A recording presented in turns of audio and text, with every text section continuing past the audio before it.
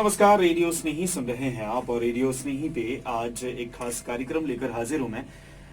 अभी लॉकडाउन चल रहा है और लॉकडाउन 2.0 शुरू हो चुका है। दिन बढ़ते जा रहे हैं। आज तीसरा दिन है लॉकडाउन के दूसरे इस सत्र का और आज हमारे साथ स्टूडियो में कुछ खास मेहमान हैं जिनसे मैं बातचीत करने वाला हूं। जी हाँ, मैं आपको बता दूं कि जिला विधिक सेवा प्राधिकार सीवान से हमारे बीच कुछ मेहमान आए हैं। हमारे बीच मौजूद हैं आज श्री मनोज कुमार सिंह जी, जो कि प्रधान न्यायाधीश हैं पारिवारिक न्यायालय सीवान के। सर, बहुत बहुत स्वागत है आपका। बहुत धन्यवाद। हमारे साथ मौजूद हैं श्री एन.के. प्रियदर्शी जी, जो कि सचिव हैं जिला विधिक सेवा प्राधिकार सीवान के। सर, आपका भी बहुत बहुत स्वागत है हमारे इस कार्यक्रम में। और साथ ही मौजूद हैं डॉक्टर विजय कुमार पांडे जी, जो कि पैनल अधिवक्ता हैं जिला विधिक सेवा प्राधिकार सीवान के। सर, आपका भी बहुत बहुत स्वागत है। सबसे पहले हम चलते हैं श्री मनोज कुमार सिंह जी के पास, जो कि प्रधान न्यायाधीश हैं पारिवारिक न्यायालय सीवान के। सर, आपसे जानना चाहते हैं कि अभी जब से लॉकडाउन अनाउंस हुआ है, उसके पहले से मैं ये देख रहा हूँ कि जिला विधिक सेवा प्राधिकार और पूरा न्यायालय परिवार कोरोना जागरूकता में लगा हुआ है। क्या क्या कदम उठाए गए हैं अभी तक आपके तरफ से न्यायालय के अंदर और आम जन के बीच में कि लोगों में जागरूकता आए? क्या क्या गतिविधियां की गई है अभी तक? सबसे पहले तो मैं आपके रेडियो के माध्यम से सीवान जिले के समस्त वासियों को हार्दिक अभिवादन करते हुए ये बताना चाहूँगा कि जैसे ही कोरोना वायरस का संक्रमण और उसके संभावित प्रसार को रोकने की बात शुरू हुई, तो माननीय उच्च न्यायालय पटना के निर्देश पर हमारे जजशिप में एक कोरोना कमेटी का गठन हुआ, जिसके अध्यक्ष हमारे जिला एवं सत्र न्यायाधीश महोदय होते हैं जी। और उसमें अन्य बहुत सारे सदस्यगण हैं, कुल 6 की संख्या होती है। और जिला विधिक सेवा प्राधिकार अपने आप में एक अलग भूमिका में रहता है, जिसके सचिव इस समय हमारे एन.के. प्रियदर्शी जी हैं। तो सर्वप्रथम हम लोगों ने शुरू किया था कि लोगों को शुरुआती दौर में यही नहीं पता चल रहा था कि हमको इस प्रसार के रोकने में हमारी क्या भूमिका है जी। तो उन लोगों को सोशल डिस्टेंसिंग मेंटेन करने के लिए, हाथ धोने के लिए उनको बताना कि बार बार हाथ धोएं, एक दूसरे से मिले नहीं, भीड़ नहीं इकट्ठा करें। और सबसे बड़ी बात ये थी कि उनको ये लगता था कि मैं न्यायालय में नहीं आऊंगा तो मेरे मुकदमे में मेरे विरुद्ध कोई बात हो जाएगी। तो इसको बताने के लिए हम लोगों ने सबसे पहला प्रयास शुरू किया था और पहली बार में माननीय उच्च न्यायालय के निर्देश पर 31 मार्च तक हम लोगों ने ये कहा था कि किसी भी वादकारी के नहीं आने से उनके किसी मुकदमे में उनके विरुद्ध कोई आदेश पारित नहीं होगा। तत्पश्चात ये 14 अप्रैल तक बढ़ा और अब 3 मई 2020 तक। मैं आपके इस बीच में ही आश्वस्त कर देना चाहता हूं पूरे सीवान की जनता को कि जिन किसी का भी सरोकार व्यवहार न्यायालय में किसी भी केस से किसी भी प्रकार से है, उनको ये आश्वस्त रहना चाहिए कि उनको कभी भी किसी भी विपरीत आदेश का सामना करना नहीं पड़ेगा उनको ना आने से। हमारी गुजारिश है कि वो लोग ना आए और भीड़ इकट्ठा न हो, सोशल डिस्टेंसिंग का पालन करें। उनके मुकदमों में कोई भी विपरीत आदेश 3 मई 2020 तक नहीं होने जा रहा है। आगे की जो परिस्थितियां होंगी हम लोग पुनः आपके माध्यम से उन सब पहुंचेंगे और अपनी बात बताएंगे। जहां तक आपने बताई बात की और क्या हम लोग कर रहे हैं, तो अभी हमारा जिला विधिक सेवा प्राधिकार इस मामले में बहुत ही सराहनीय भूमिका एन.के. प्रियदर्शी सचिव के निर्देशन में कर रहा है। हम लोगों ने अपने जितने भी पैरालीगल वॉलंटियर्स हैं उनके सहयोग से सीवान जिले में स्थानों को चिन्हित किया है कि जहां पे ऐसी जनता रह रही है जो प्रतिदिन कमाती खाती थी, जिनको अभी भोजन की समस्या लॉकडाउन से उत्पन्न हो गई थी, उनके मध्य अन्न वितरण का कार्य शुरू किया गया, जिसमें सबसे सुखद पहलू ये रहा कि इसके लिए हम लोगों ने जो कोष जुटाया वो कहीं से सरकारी संसाधन या किसी भी व्यवस्था से नहीं, बल्कि सारे पदाधिकारियों ने अपने वेतन से पैसा जुटा करके इकट्ठा किया और जिला विधिक सेवा प्राधिकार और हमारे जिला विधिक सेवा प्राधिकार से जुड़े हुए जितने भी पैनल अधिवक्ता हैं, पीएलबीज हैं, सबके सहयोग से उन क्षेत्रों में जाकर उनको अन्न वितरण का कार्यक्रम किया जा रहा है। उनको सैनिटाइज किया जा रहा है प्रशासन के माध्यम से, उनको प्रोत्साहित किया जा रहा है कि हाथ धोएं, साबुन भी उपलब्ध कराया जा रहा है उस किट में, ताकि वो हाथ धोते रहें, सोशल डिस्टेंसिंग का पालन करें। और किसी भी प्रकार की उनको कोई तकलीफ होती है तो उनको ये बताया जा रहा है कि वो हमारे जिला विधिक सेवा प्राधिकार से तुरंत सहयोग संपर्क करें। यदि आप बताएं तो मैं जिला विधिक प्राधिकार का 2 नंबर देना चाहूंगा ताकि हाँ बिल्कुल बिल्कुल तो हमारे जिला विधिक सेवा प्राधिकार के इस समय सचिव श्री एनके प्रियदर्शी जी हैं। मैं यहाँ के सिवान वासियों से आग्रह करूंगा कि एक नंबर मैं बताने जा रहा हूँ, वो चाहे तो नोट करें। एनके प्रियदर्शी जी का नंबर है 9470712292। पुनः नोट करें 9470712292। और हमारे डीएलएसएस सिवान के एक कर्मचारी रंजीत जी का भी एक नंबर मैं देना चाहूंगा, उस पर भी लोग संपर्क कर सकते हैं किसी परिस्थिति में। रंजीत जी का नंबर है 8825311926। पुनः नोट करें 8825311926।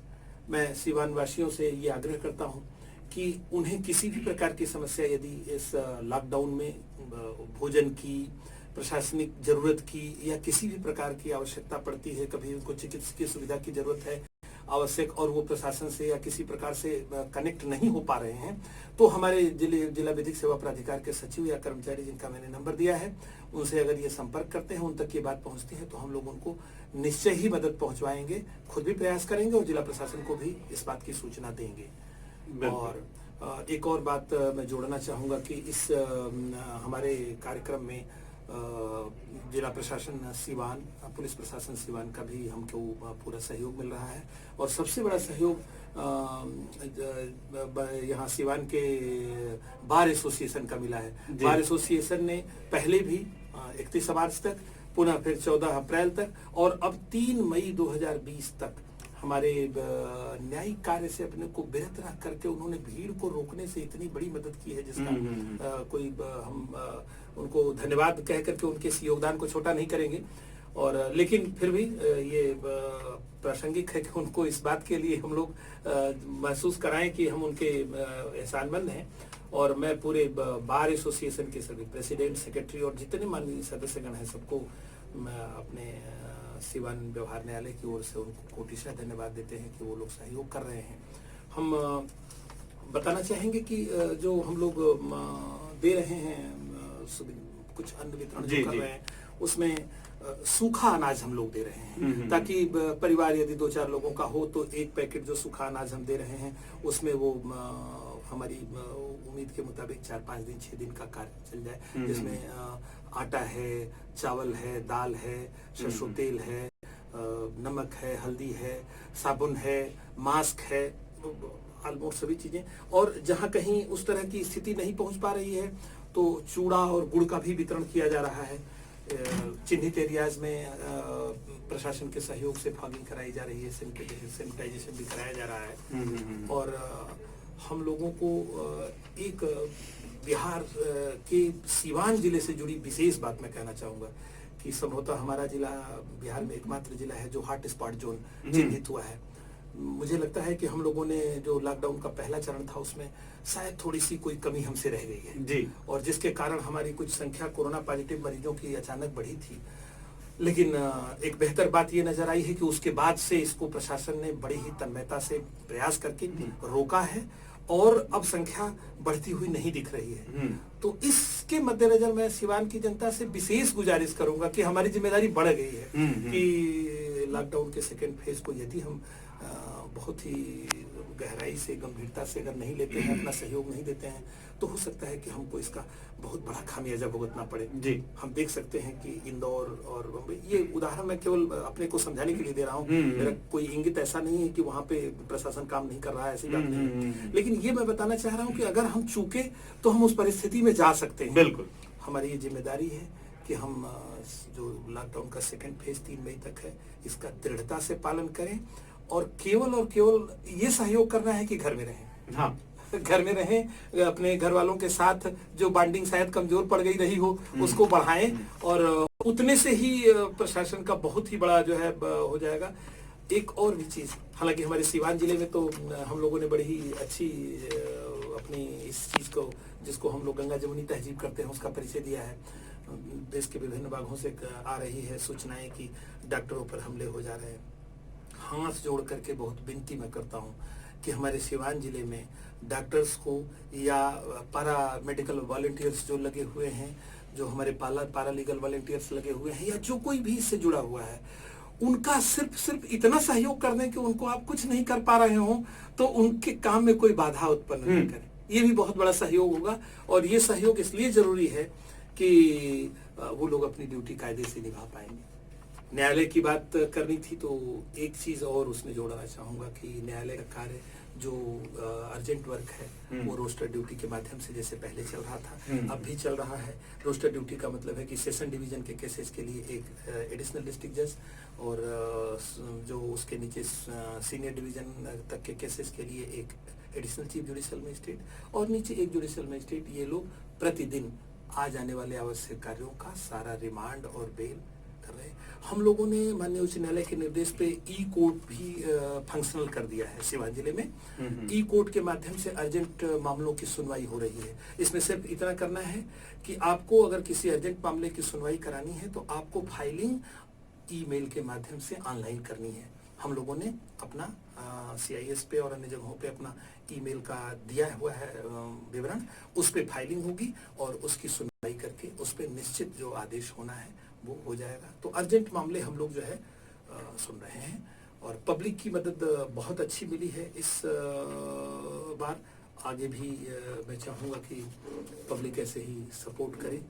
मेरी अपील होगी सिवान की जनता के लिए कि पुनः मैं कहूँगा कि जैसा आप लोगों ने किया था फिर सहयोग करें, और ये सेकंड जो फेज है लॉकडाउन का, इसके खत्म होने तक हम सिवान को हॉट स्पॉट जोन से निश्चित तौर पर बाहर कर लें। ये मेरी गुजारिश है। मुझे लगता है कि आप लोग मेरा साथ देंगे। धन्यवाद। सर, एक सवाल और आता है, हालांकि ये सवाल थोड़ा सा अलग है। एक अखबार की एक कटिंग या कहीं से कहें कि वो सोशल मीडिया पर वायरल हो रहा था कि अगर आप किसी जरूरतमंद की मदद करते हैं और उस दौरान फोटो लेते हैं और वो फोटोग्राफ सोशल मीडिया पर या कहीं भी शेयर करते हैं तो कानूनन जुर्म है।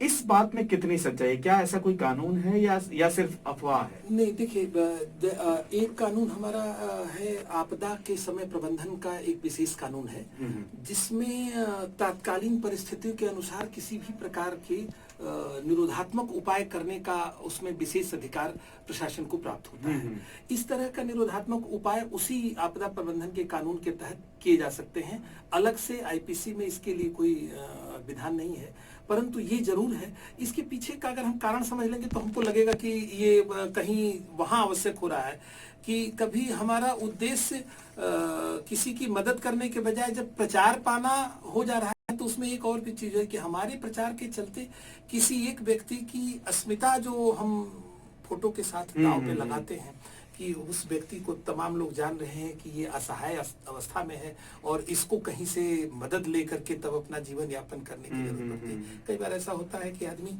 मजबूर होता है जीवन अपना जीने के लिए, लेकिन वो ये चाहता नहीं कि उसके आत्मसम्मान को ठेस पहुंचे। आत्मसम्मान किसी का भी रक्षा होनी चाहिए। तो मुझे ये लगता है कि ये कानून है कि नहीं है, इससे ज्यादा जरूरी है कि हम किसी के आत्मसम्मान की रक्षा करते हुए उसकी मदद करें, ये ज्यादा जरूरी है। जी बिल्कुल। सर, बहुत अच्छा लगा।